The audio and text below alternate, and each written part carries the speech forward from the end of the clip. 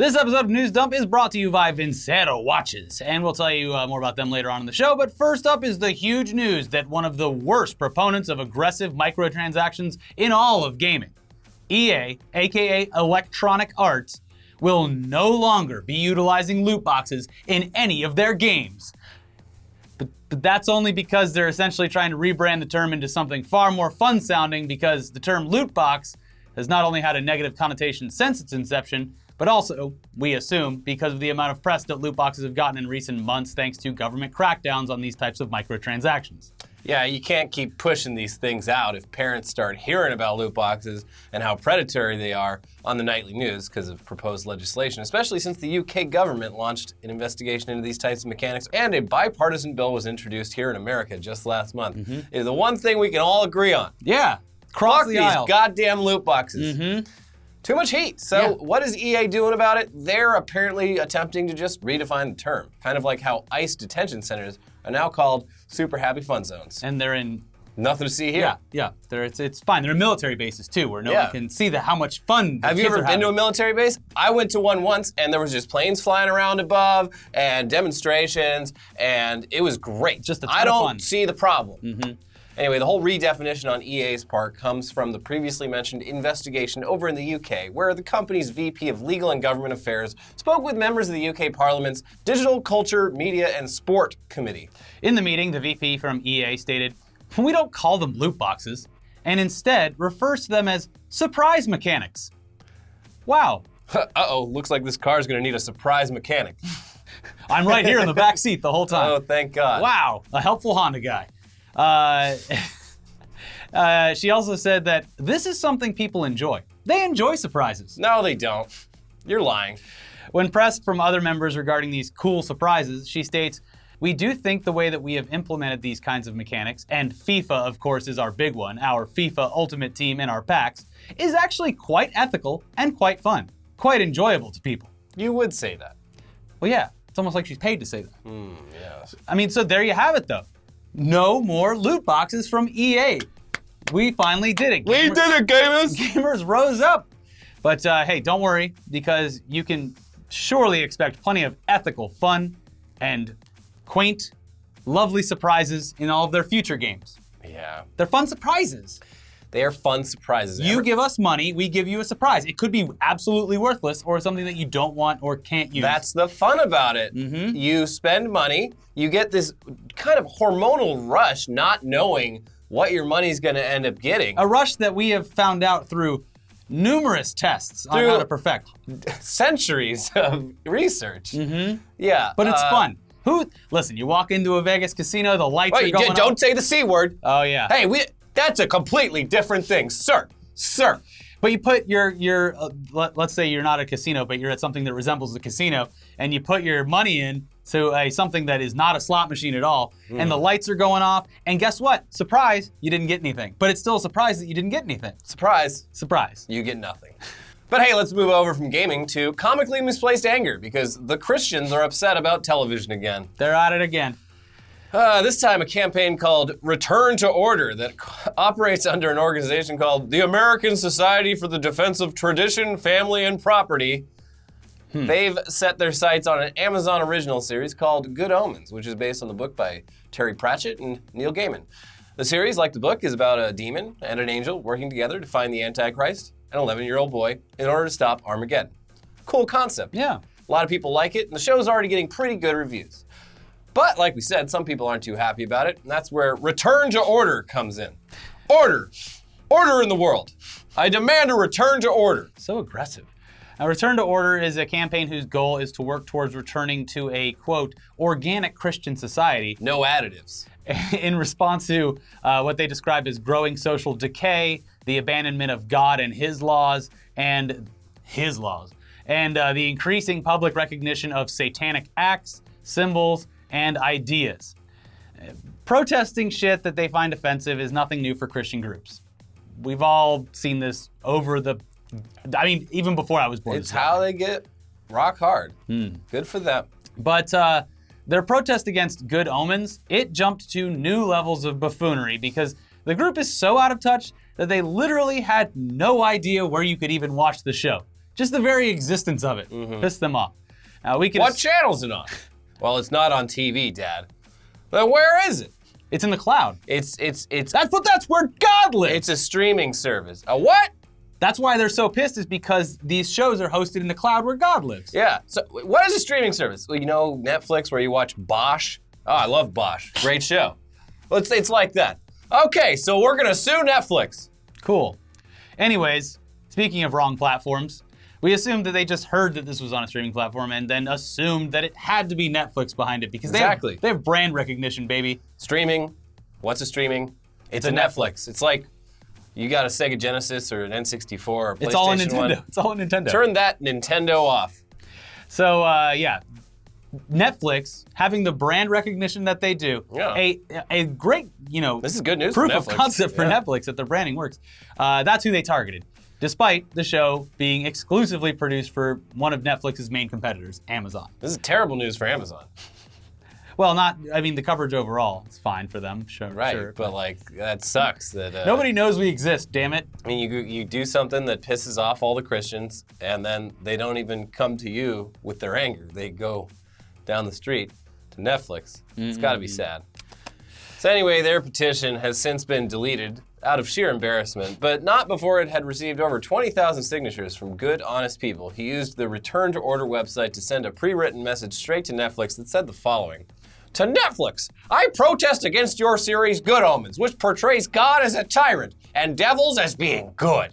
This is mockery of God's order and religion and makes good and evil seem equal and interchangeable.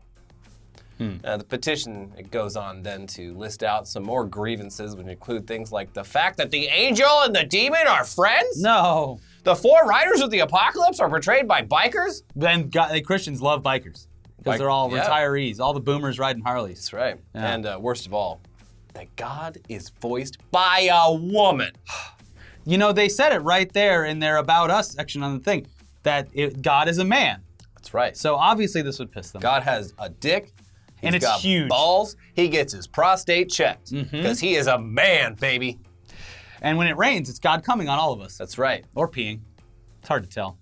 But drink up, it's healthy. Apparently. Or he's got a bad case of the old diarrhea. They got Taco Bell up there in heaven. It's the best one.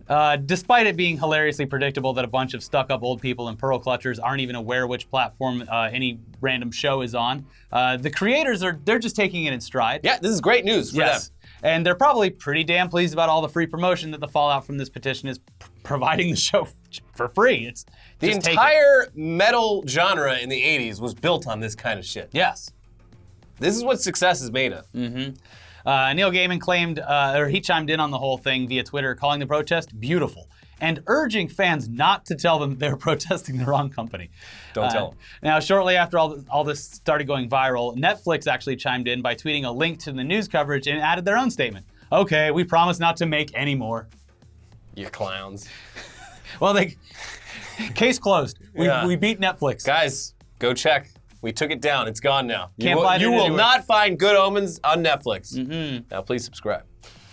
Anyway, now that media companies are done fighting another holy war, it's time for a word from this week's sponsor, Vincero Watches. If we're all going to hell, we might as well do it while we're looking good. Yeah, with a Vincero watch on our wrist. Yeah. Where'd you get that? Wow. Vincero has a modern and contemporary style. It looks bold and professional. Get the watch built for a boss. It's time to step your game up and stand out. A luxury watch doesn't have to cost you a fortune, and you'll see why when you check out Vincero. Each watch is manufactured and quality checked by hand before being shipped out to you, the customer. Now, this is the kind of attention to detail and dedication to quality typically only seen with luxury watch brands that cost over $500. Get out of here. Well, guess what? Vincero watches, they're reasonable. They start at a little over $100.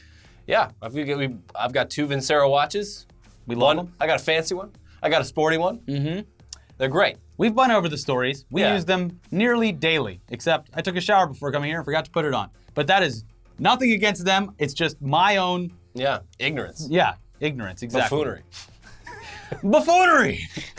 With over 14,000 five-star reviews and a 2-year warranty, you can shop with confidence. Go take a look at these Vincero watches. We know that you'll love them as much as we do. Head over to vincerowatches.com/newsdump. Enter the promo code newsdump, all one word, to get 15% off your entire order. Why would you want to blend in when you can stand out?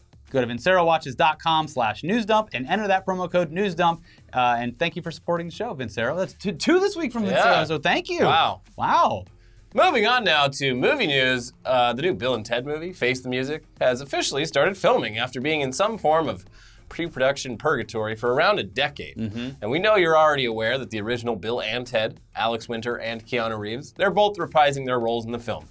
But it was also announced in the past few weeks that Samara Weaving and Bridget Lundy Payne have joined the cast as their daughters in the film. There was also some pretty exciting casting news in addition to the filming announcement this week, because not only has Kid Cudi signed on, but they've already found their villain, Anthony Carrigan, better known as NoHo Hank from one of the best goddamn TV shows on today, Barry. Yes. Which is awesome. Yes, we keep telling you to watch this show, and if you haven't done it yet, what are you waiting for? You got the month left of HBO after watching Chernobyl. Yeah.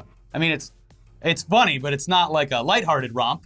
It is quite intense. It's a good mix of both. Yeah, it's like if Breaking Bad had had more jokes in it. Yeah, it's an incredible show, and NoHo Hank is a standout character. Yeah. Just a series. joy. He's kind of like the like Breaking Bad. He's like the Jesse, because they didn't plan on having him stick around as long as he was going to, but everyone loved him. Yeah, I think they were planning on killing NoHo Hank in season 1. And My guy sucked balls. Rewrote it. Anyways, this is great news. Yeah. They don't have much about his character other than it's the villain. He's a ruthless adversary, but also, I mean, he kind of looks like the character Death in Bogus Journey, so maybe he's the son of Death. The synopsis for the film, in case you forgot, it reads as follows. Yet to fulfill their rock and roll destiny, the now middle-aged best friends set out on a new adventure. When a visitor from the future warns them that only their song can save life as we know it and bring harmony to the universe. Along the way, they're going to be helped by their daughters, old friends, and a new batch of historical figures. And a few music legends. So, standard Bill and Ted fare, but excited to see it back on the big screen, especially with the rise of Keanu Reeves in the past couple of months. So this is it's going to be a hit even for people that haven't seen it. And if you haven't, go watch it. It's great. Take a look. The first one. Second one, I don't really remember as much, but the first one's great. First one is solid. Bill and Ted Face the Music is going to be released sometime in August of 2020, next year. I know it sounds farther off than that, but we're here, people. Also, by the way, I still haven't seen Avengers Endgame. Well, good news for you. Good news for you, Elliot. Yeah, because apparently, even though the film is almost certainly still playing in some theaters around the country, Marvel is officially re-releasing the film in theaters just a few weeks after its debut. The 2-month anniversary edition. This is great news for me. I might actually get around to it this time. Yeah, you finally have your chance, and you can be a part of something noble, taking down Avatar. This is almost certainly an attempt by the studio to overtake Avatar as the highest grossing film of all time.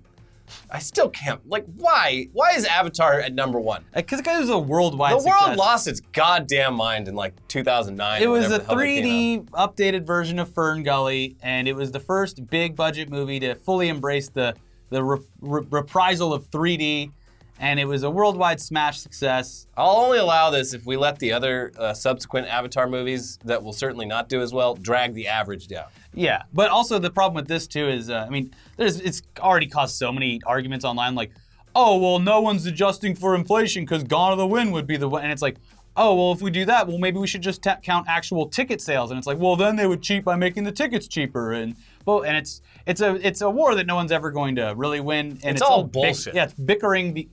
You're bickering at two franchises that are billion-dollar franchises. Yeah, over they don't nothing. need your help. Yeah. So I guess that's a good excuse to go see it if, for whatever reason, you haven't yet. I went on a trip. But the studio also indicated that there's going to be some bonus footage for those re-release screenings. According to Kevin Feige, it's nothing that adds or changes the actual story, just some stuff tacked on to the end of the film. And the runtime has only increased a total of 6 minutes. It's cuts to the butthole shot. Thanos' purple butthole and Ant-Man. Go! But yeah, I guess people really want this thing to beat Avatar. Now's your chance. That's the other problem too. Vote with your dollar. In like 30 years, well, not even 30 years, in like 10 or 15 years, some movie is going to rival it, and people are gonna be like, yeah, but like Avengers had like 10 years of lead up. Like, if you count all of like the hype building on that, this one technically did way better because it's God. Who fucking cares? Exactly. As for trailers this week, there's a new trailer for a movie called Ready or Not. This looks so good. Ready or Not follows a young bride as she joins her husband's rich, eccentric family in a time-honored tradition that turns into a lethal game with everyone fighting for their survival. Is this like John Leguizamo's The Pest? No, it's so from the looks of it, it's a pretty good like three-way mix between like The Purge, You're Next, and Get Out, with like a little more comedy tacked on. Cool. Yeah, it looks really good. Yeah. There's also a trailer for a short film on Netflix directed by Paul Thomas Anderson for Tom York of Radiohead's new album called Anima. Not anime. Anime? Not anime. Anima. So I gotta check that out. Once you're finished listening to the dozens and dozens of hours of those leaked Radiohead demos, you'll have even more to check out. That new album and the short film that's going to accompany it, they'll both release next Friday. The album obviously won't be on Netflix. You have to go to your Spotify's or whatever. But yeah, I mean, I will pretty much watch anything Paul Thomas Anderson does, and that's great. He did a music video for Haim not too long ago. So he does good work. He sure does. Oh, and Netflix updated everyone regarding their prank show, the one we talked about last week, by basically saying that the people involved signed up for a one-day hourly paid gig and then got pranked by supernatural shit. So, I mean, there's that. It's still not entirely morally sound, but at the very least, these people desperate enough for some extra cash that they would take a one-off gig only to get the shit scared out of them. They weren't fully expecting that this job wouldn't be their only source of income. There are a lot of the negatives and double negatives. These aren't people who stopped looking for a job. Yeah, they knew because that they this was thought gonna they be had locked one down. a one-off. So yeah. At least they can be scared by the monsters and not the crippling reality of lack of work. Yeah. Although, if it's just a one-off job, there are obviously people that are looking for extra money. Yeah, still a little just kind of, not nice. Most pranks are not nice, though. True. Yeah, these days in major cities, people have to work like 3 or 4 jobs. Some people do to pay rent and stuff. So, yeah, who even cares if one of those ends up being a prank show where you get fucked up by monsters? I mean, it beats delivering food. Yeah, sure. Hey, you're gonna be on TV. Really? What channel? Well, streaming. Oh, you mean the cloud where God lives? Yes. Streaming like Amazon? No. This new thing called Netflix. Never You heard sure of it. it's not Amazon Prime? Yeah, the most prolific streaming service? I'm gonna make a petition to get this Gatton Matarazzo prank show taken off of Amazon Prime. Bezos, the absolute gall of you. I love Amazon Prime because it's so easy to use. It's the most user-friendly streaming service that exists. Yeah. It's Great not. UI, just beautiful. Anyways, be sure to check out our good friend Dan Casey's new show, Explaniac. First episode just went up on Thursday, and in this show he goes completely off the deep end trying to explain some really weird pop culture shit to you, the viewer. The first episode revolves around the absolute fact that within the Pokemon universe, Mr. Mime is actually Ash Ketchum's father.